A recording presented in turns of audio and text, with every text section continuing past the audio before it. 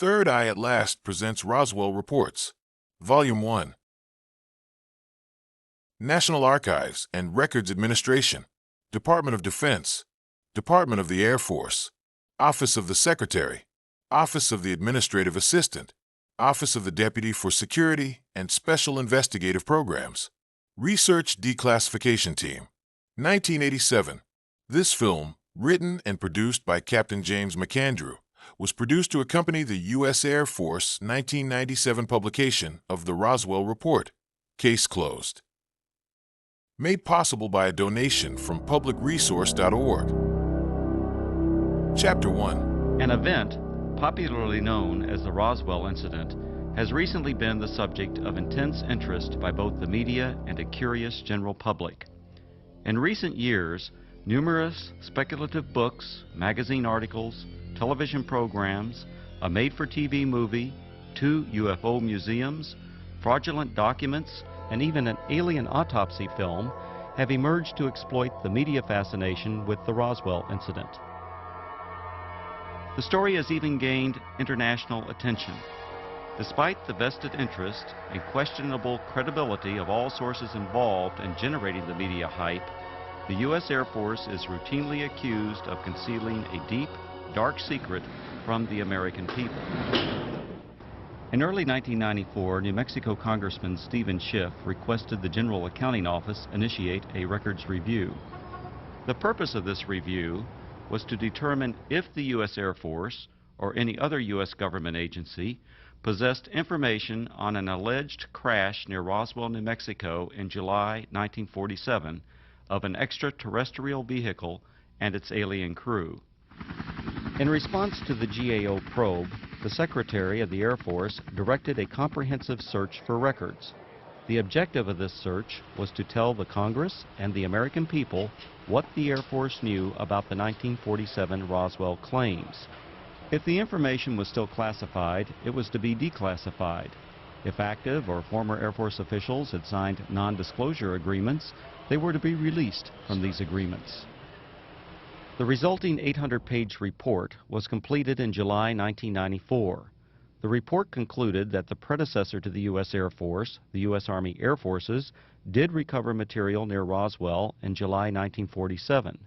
What was recovered was not the remains of an extraterrestrial spacecraft and its alien crew, but debris from a then classified Army Air Forces research project codenamed Mogul. Begun in 1946, Project Mogul was a top-secret attempt to acoustically detect suspected Soviet nuclear explosions and ballistic missile launches. The project was accorded the highest priority because it addressed the most important post-war national defense concern, development of an early warning system to prevent a devastating surprise attack. Mogul used an odd assortment of naval acoustical sensors, radar reflecting targets, nylon fibers, and other equipment carried aloft by a train of weather balloons extending over 600 feet. Claims that the U.S. Army Air Forces recovered a flying disc near Roswell in 1947 were based primarily on a misidentification of the radar targets, a standard element of weather equipment adapted for use on the long Mogul balloon train. In June 1947, the oddly constructed radar targets were found by a local rancher who later reported the equipment as a flying disc. Following some initial confusion at Roswell Army Airfield, the flying disc debris, aluminum foil, rubber, paper, and sticks, was identified by Army Air Force officials as remnants of radar targets and weather balloons. With the positive identification by the Army Air Forces of the debris recovered by the rancher, events that occurred in 1947 were officially resolved and largely forgotten. Initially, the Roswell incident consisted only of accounts of the recovery of a flying disc. In 1947, there were no claims of alien bodies associated with the Roswell incident. The recovery of alien bodies became part of the Roswell story during the late 1970s, with other claims being made in the 1980s and 1990s. These later-day revisions to the Roswell story were often based on anecdotal accounts from second- and third-hand witnesses collected by UFO enthusiasts 40 or more years after the actual event. The same anecdotal accounts that refer to bodies also describe large-scale field operations conducted by U.S. military personnel using an assortment of military vehicles and aircraft to recover crashed debris, supposedly from an extraterrestrial spaceship. Military personnel were allegedly led by an angry, red-headed captain, threatening those who witnessed the operation with imprisonment or death if they revealed what they observed. The popular Roswell story contends that the bodies, once recovered, were allegedly transported under tight security to the base hospital at Roswell Army Airfield for autopsy. At the hospital, the angry red-headed captain was again allegedly observed threatening civilians. Following the purported autopsies, the alien bodies were supposedly transported to Wright Field, Ohio, now Wright-Patterson Air Force Base, for further processing and storage. This summarizes the Roswell incident scenario as presented by UFO enthusiasts. On the surface, this explanation may appear plausible to some. However, things are not always as they appear. The reports of bodies were only briefly discussed in the 1994 Air Force report because the search for records from 1947, the year of the alleged incident, did not yield any data to support a 1947 claim of alien bodies. However, following the release of the 1994 report, additional research uncovered information which explains some of the claims of alien bodies associated with the Roswell incident. From the additional research, a second report was written which critically examined the anecdotal claims and descriptions of flying saucers, aliens, and reports of unusual Air Force activities in the New Mexico desert.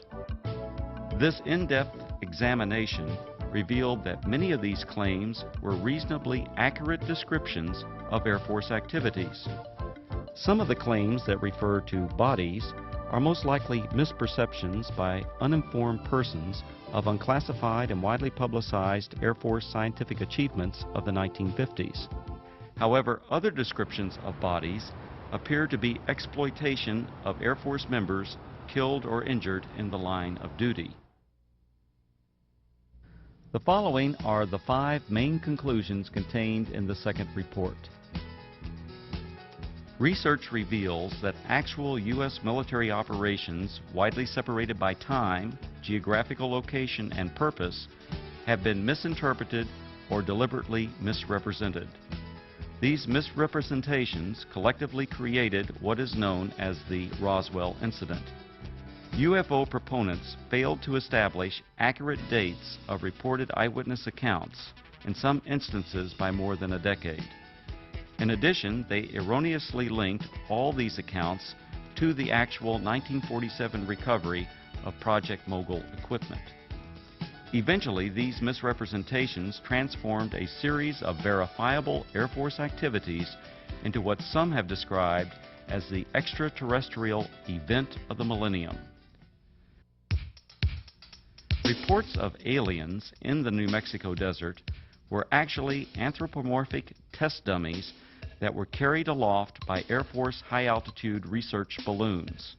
Critical examination of alleged alien sightings consistently matched the physical characteristics of these dummies, as well as where and how they were used.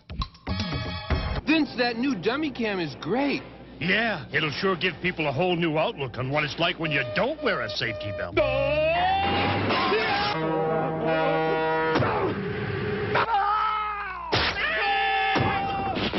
I think they'll get the picture. You could learn a lot from a dummy. Buckle your safety belt. Anthropomorphic dummies, also known as crash test dummies, are today easily identifiable and are even stars of their own successful auto safety advertising campaign. However, during the 1950s, public awareness was still decades away for these important scientific tools. From 1953 to 1959, anthropomorphic dummies were used by the U.S. Air Force Aeromedical Laboratory in projects High Dive and Excelsior. The project's main objective was to study methods for returning a pilot or astronaut safely to Earth by parachute if forced to eject at extremely high altitudes. For these tests, dummies were transported up to 98,000 feet by high-altitude balloons.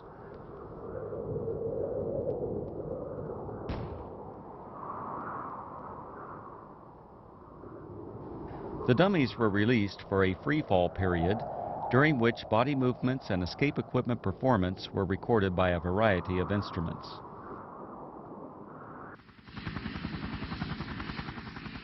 Many of the dummies landed outside the confines of military reservations and were regularly observed by local civilians. Following a series of dummy tests, a human subject, Air Force test pilot Captain Joseph W. Kittinger, Jr., now a retired colonel, made 3 bailouts from high-altitude balloons. These and other aeromedical projects that used both dummies and human test subjects were unclassified and widely publicized in the press and other media. In 1956, 20th Century Fox released On the Threshold of Space, a feature-length motion picture based on these projects and filmed on location at Holloman Air Force Base.